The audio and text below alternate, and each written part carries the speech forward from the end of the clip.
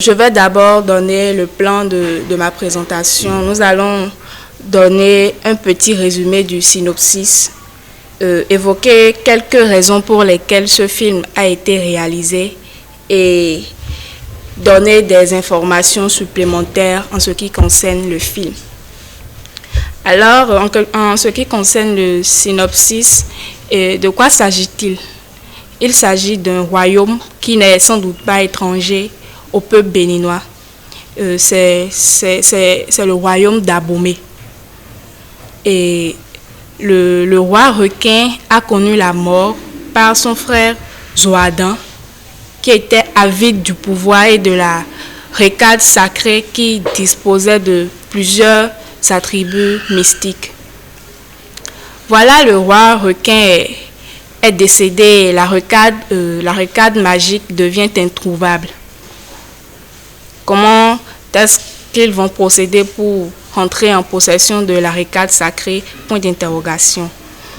Et donc, pas magie, je dirais, ou bien pas mystère.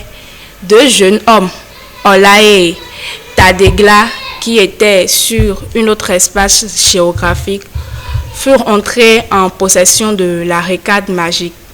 Et directement qu'ils sont entrés en possession de la récade magique, ils se sont vus transportés à Abomey, lieu où la récade sacrée était en recherche. Donc, comment faire remettre la récade sacrée à qui de droit du moins? Point d'interrogation. La chasse à la récade sacrée commença. Donc, voilà en quelque sorte un petit résumé du synopsis de La Canne du Roi. Les raisons pour lesquelles ce film a été réalisé, d'abord je vais partir du décor. Le décor du film, c'est un décor typiquement traditionnel. Traditionnel, vous l'aurez constaté vous-même dans les différentes bandes d'annonces qui ont circulé sur la toile. Ce fut un décor traditionnel parce que le réalisateur a voulu faire sortir l'africanité de la tradition des royaumes, des ex-royaumes du Bénin. Donc voilà, et les quelques lieux qui ont fait objet de tournage de ce film, nous avons Cotonou, Boycon, etc. Maintenant, les raisons fondamentales qui ont poussé le réalisateur à réaliser ce film, c'est d'abord le changement du visage du cinéma béninois. Le réalisateur veut donner un nouveau visage au cinéma béninois en accordant une certaine valeur aux autres productions qui sont en train de venir. Voilà, aux autres productions qui sont en train de venir. Il aimerait aussi laisser des informations palpables et concrètes aux jeunes générations qui viennent et qui n'en savent pas assez trop de ce qui est de la royauté au Bénin.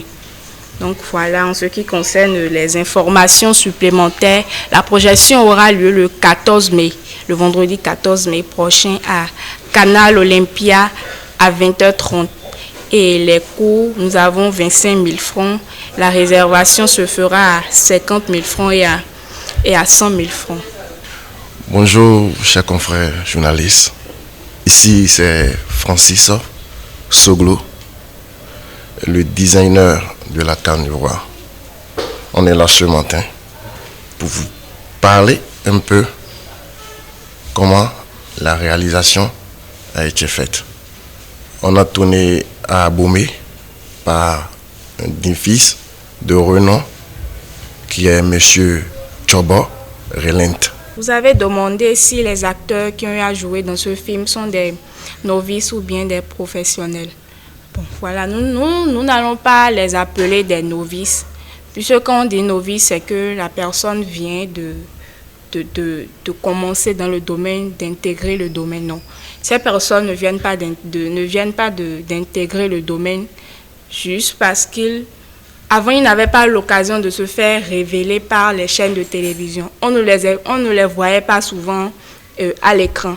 Mais ces personnes déjà tournent dans des petits films qui n'ont pas eu l'occasion de passer sur les chaînes nationales. Donc ces personnes ne sont pas novices, mais disons, elles sont du moins professionnelles.